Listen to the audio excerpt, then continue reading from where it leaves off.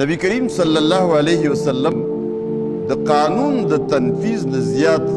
په اخلاقي نظام زور ورکړی او اخلاقي لار باندې خلک پوه کړي دي. یو سړی راغی اسلام راوړي،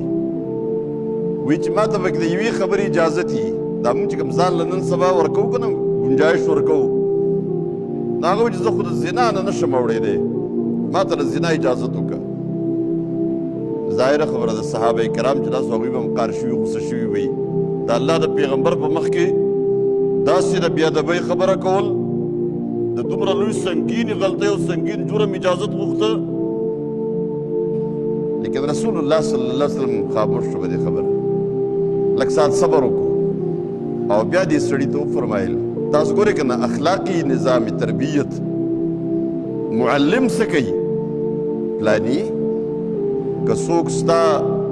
د لور سره د خور سره د ښځې سره همدغه کار کولو غواړي نو څه دې خیال دی؟ هغه زر وي نه نه یا رسول الله دا خو نشي کېدی. بیا ورته لږ د سوچ موقع ورکړه ورته وفرمایل هغه خو به هم د چا لوري که نه، چا به خور وي د چا به ښځې څوک به وي که نه د چا، نو دغه تکلیف چې تا ته په خپل خور او لور او ښځه باندې رسي نو هغه ته به هم دغسې تکلیف رسي که نه.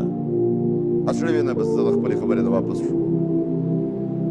که داسې ویلي وی ورته چې نه دا کار که دې وکړو داسې سنګینه سزا به درکوو، دا د اسلام هغه د تربیت کوم اخلاقي نظام دی. لا اله الا الله لا اله